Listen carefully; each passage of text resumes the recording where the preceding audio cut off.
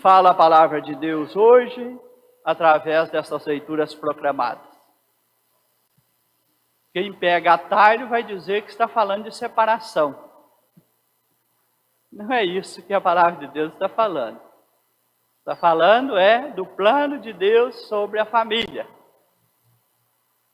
Separação é um desvirtuamento de um plano. Então, o que está na palavra de Deus hoje é receber o reino de Deus. Na proposta do reino de Deus está: o homem se unirá à sua mulher e os dois serão uma só carne. Por isso a igreja buscou o texto da primeira leitura. O homem deixará seu pai e sua mãe e se unirá à sua mulher e eles serão uma só carne. Jesus reafirmou, conforme sabemos na palavra de Jesus: eu não vim abolir, vim dar pleno cumprimento. Como Jesus leva a pleno cumprimento a proposta do reino de Deus, a revelação? Ensinando que não é uma lei que obriga a fazer a vontade de Deus, é a fé e o amor. Se não colocarmos a fé e o amor à frente, não tem reino de Deus. Se não colocarmos fé e amor à frente, não tem casamento que fique de pé. Terão separações. Isso não é do plano originário de Deus. Então nós temos que pensar como estamos cuidando da família para que não aconteçam as separações. Esta é a resposta pastoral da igreja. Papa Francisco, no sínodo sobre a família, que depois resultou na encíclica, seria muito bom que todos a lessem, chamada Amoris Laetitia, a alegria do amor na vida familiar. Então ali o Papa colocou: o matrimônio não é só aquele ato celebrativo. Temos que pensar no caminho feito, desde que a maneira e o exemplo que estamos dando para as crianças e adolescentes. E aí, lembrando Mateus 19, às vezes nós os tornamos incapazes para o casamento. Às vezes eles veem tanta coisa errada dentro de casa, vê tanta coisa errada sobre o casamento, que já não entendem o casamento como uma união indissolúvel, uma plenitude de amor entre duas pessoas. Porque conhecem apenas casamentos mal vividos, casamentos que não têm seus fundamentos verdadeiros, casamento que não tem o amor como fundamento, casamento que não tem a fé como fundamento, casamento que não tem a fidelidade conjugal como fundamento, casamento que não tem o respeito conjugal como fundamento. Se a criança, o adolescente e o jovem presencia isso dentro de casa, diz Mateus 19, nós os tornamos incapazes para constituir uma família, porque não vão conseguir entender o sentido verdadeiro da família e da união conjugal. Não foi assim desde o começo. Então Jesus vai dizer que o plano original de Deus está na primeira leitura. Não é bom que o homem esteja só, vou dar-lhe um auxiliar semelhante a ele. Assim Deus o fez, apresentando-lhe a mulher. O homem se alegrou e disse: agora sim, desta vez sim, é osso de meus ossos e carne de minha carne. E a palavra de Deus prossegue: então devereis unir um ao outro para serem uma só carne.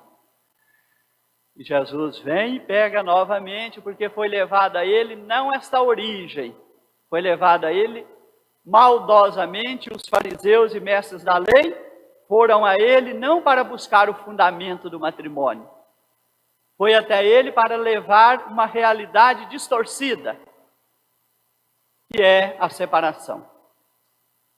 Nós temos que buscar essa origem, buscar, alicerçar nos fundamentos.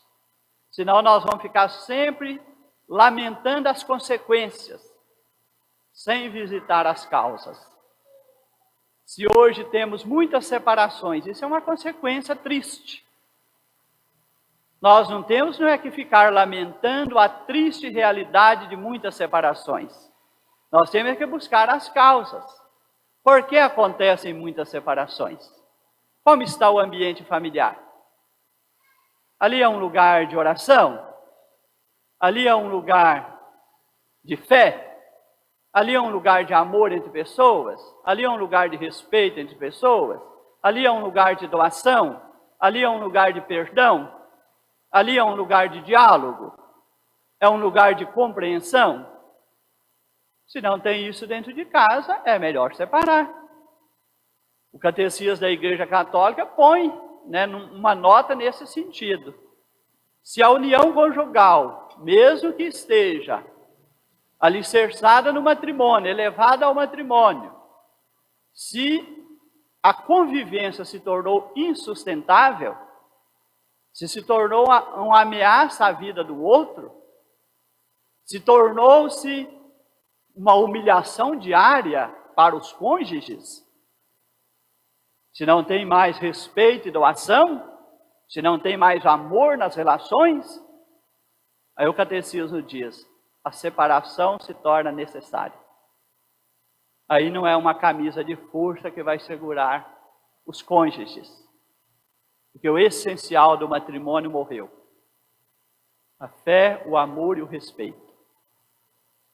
Já não tem isso dentro de casa, a separação, diz o Catecismo, se torna, é do plano de Deus? Não, é a dureza do coração humano. A dureza do coração humano que levou a esta realidade. O coração de um fechou para o coração do outro. E quando o coração de um, do marido e da esposa, fecha um para o outro, não faz sentido mais ficarem obrigados a viver debaixo do mesmo teto e deitar na mesma cama. Porque isso se torna uma humilhação diária, um sofrimento diário.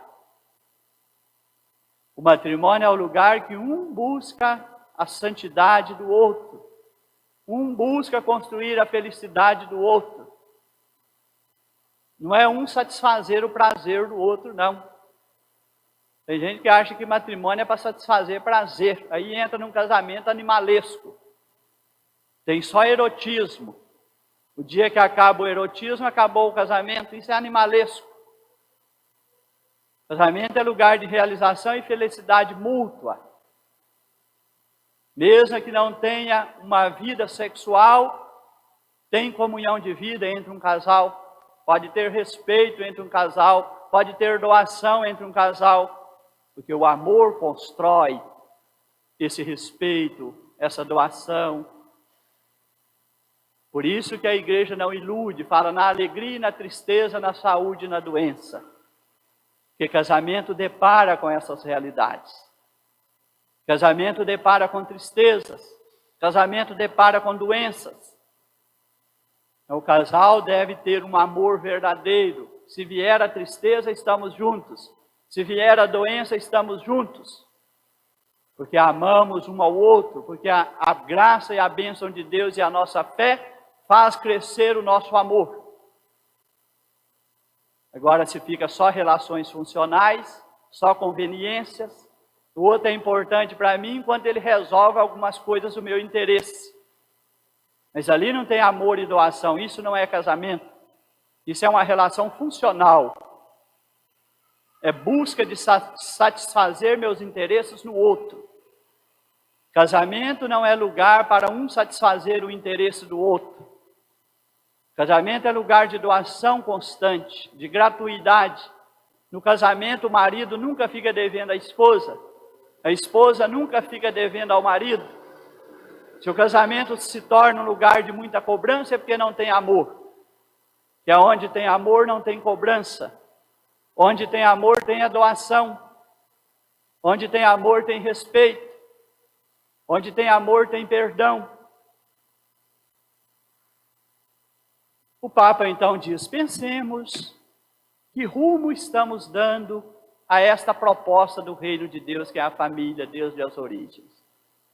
No plano originário de Deus, é que o homem se una à sua mulher e se torne uma só carne. Vivemos nessa sociedade do ódio e nessa sociedade que vai tirando os alicerces da vida familiar. Se não ficarmos atentos, tira o alicerce de dentro de nossa casa. Nós ficamos até às vezes sobre a casa física.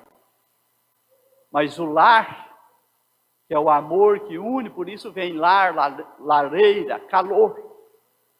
O que constrói as relações é o amor, é o que torna as pessoas que estão ali, debaixo daquele teto, uma verdadeira família, é o amor. Por isso chamamos de lar, lareira. O amor aquece as relações. Onde morre o amor, não tem mais lar. Porque as relações ali se esfriaram. Aí tem uma geladeira, né? Não é uma lareira. As relações se tornam frias e agressivas e às vezes até calculistas. E tantas vezes gerando, até vitimando a pessoa dentro do seu próprio lar. E não são poucos os casos. Porque está saindo esse fundamento maior, a fé e o amor. Só isso é capaz de sustentar a família no seu dia a dia. E o Papa continua dizendo, fez o caminho do namoro bem feito, fez o caminho do noivado bem feito, a igreja acompanhou o namoro e o noivado. Temos que parar com o casamento no atacado. Basta se apresentar aqui que está pronto para receber matrimônio. Não é bem assim. Constituir família é muito sério. Nem todos que se apresentam com a intenção de contrair matrimônio deveria se apresentar. E quase sempre se apresentam dizendo, nós já marcamos nosso casamento para daqui a 6 meses. A igreja deveria repensar, dizer, nós queremos acompanhar o seu namoro, queremos acompanhar o seu noivado. Por isso nós temos que melhorar a nossa pastoral familiar. Não é uma pastoral para dar curso, como o Papa falou na Amoris Laetitia. Muitas vezes transformamos a pastoral familiar numa fábrica de cursos. E não fazemos um caminho pastoral com os namorados, com os noivos, com os recém-casados, com os que já têm um caminho mais adiantado, para que aconteça partilhas e ajuda mútua de quem busca e de quem já vive o matrimônio, de quem tem muitos sonhos com relação ao matrimônio e quem já está vacinado. E já superou muitas crises do matrimônio. Os mais novos não devem deixar de sonhar um matrimônio feliz. Mas os mais experientes devem ajudá-los. Para que, hora que esse sonho de felicidade debater numa crise, é preciso ter um casal mais experiente de lado. Para dizer, o amor de vocês e a graça de Deus são mais fortes do que essa crise que vocês estão vivenciando. Vamos superá-la. Aí a igreja se coloca ao lado do casal em crise. E em última análise, o Papa diz, quando se deu a fragilidade que levou à separação, é preciso acolher, discernir e integrar. Que não continue a condenar quem vivenciou na dor uma separação. Que a igreja não seja cruel com essas pessoas. Que ela seja capaz de ouvi-los e integrá-los na vida da comunidade conforme sua realidade. Aí vem toda a realidade do tribunal eclesiástico, da pastoral judiciária, tudo que a gente deve fazer quando pesarosamente se deu a separação, que deixou suas feridas. E essas feridas precisam ser curadas e cicatrizadas. Então é esse o caminho, o plano bonito. Não vamos pensar que o assunto principal aqui é a separação. O assunto principal aqui é o alicerce da vida familiar. O plano de Deus sobre a família. Como estamos cuidando? Senão nós ficamos aí nos modismos. A imprensa, os meios de comunicação estão aí para tirar o alicerce da família, apresentando muitos modismos sobre famílias.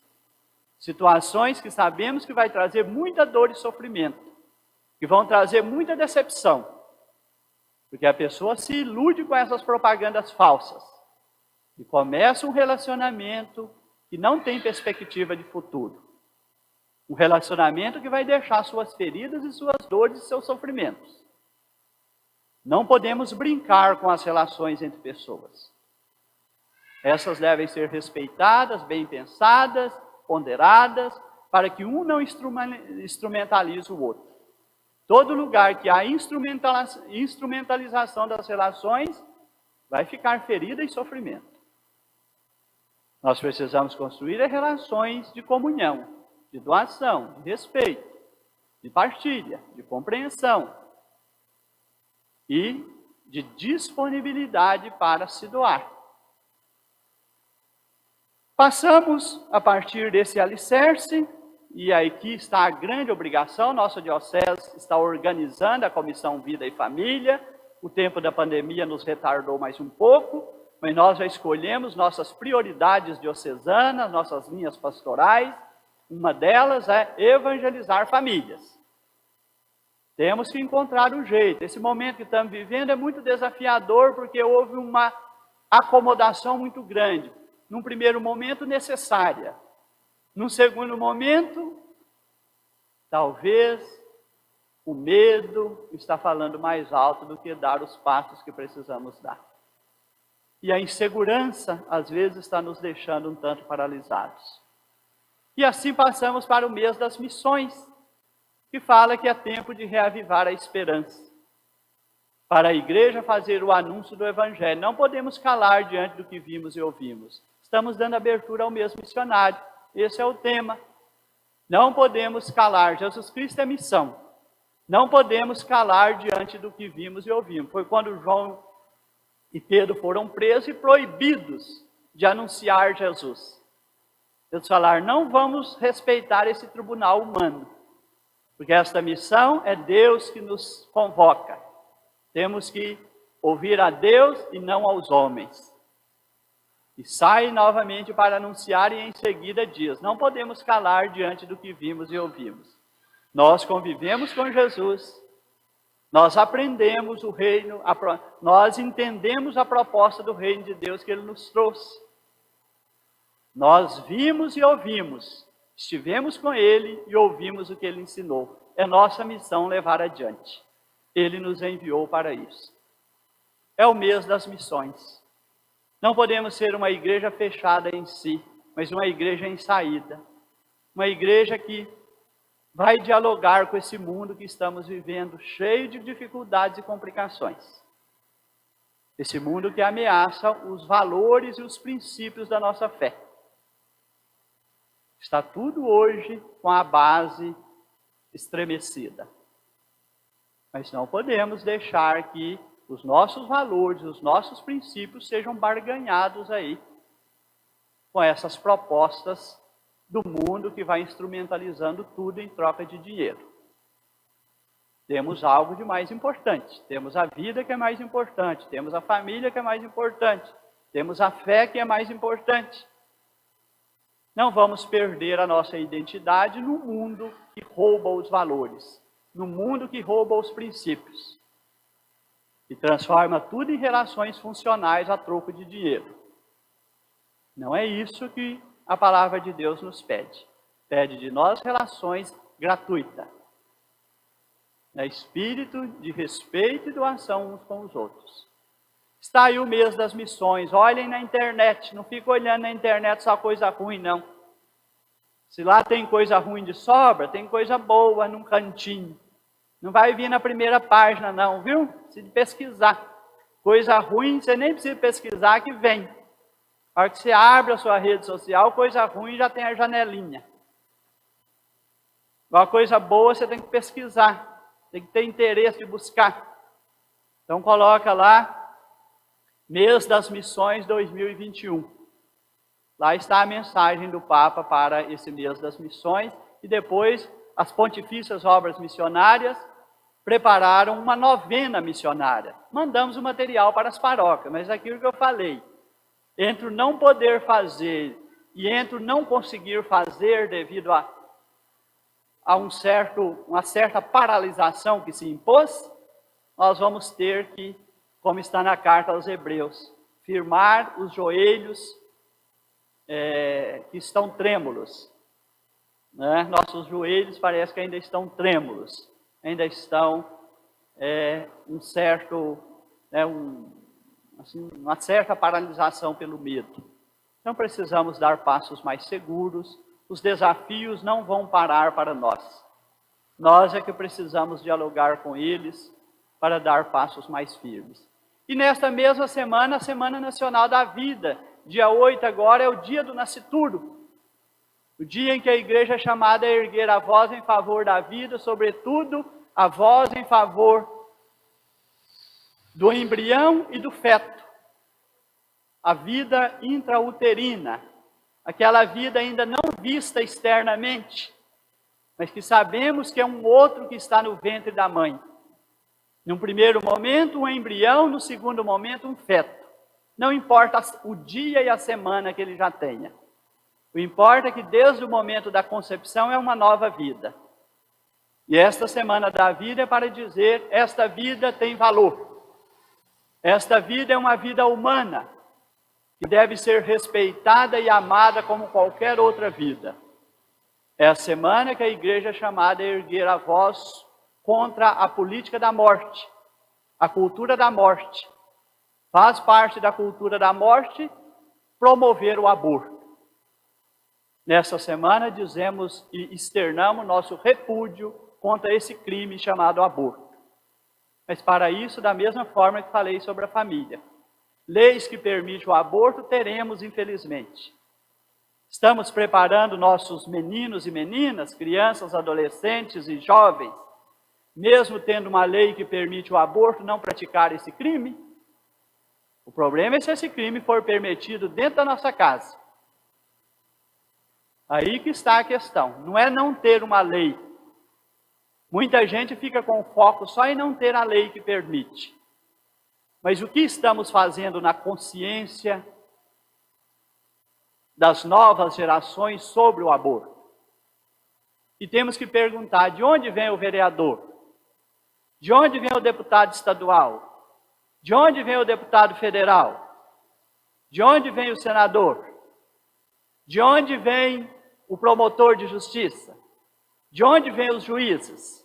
De onde vem os desembargadores? De onde vem os ministros da Suprema Corte? Vem tudo de dentro de casa. Se eles cresceram numa família contra a vida, que permite o aborto, eles vão aprovar a lei assim.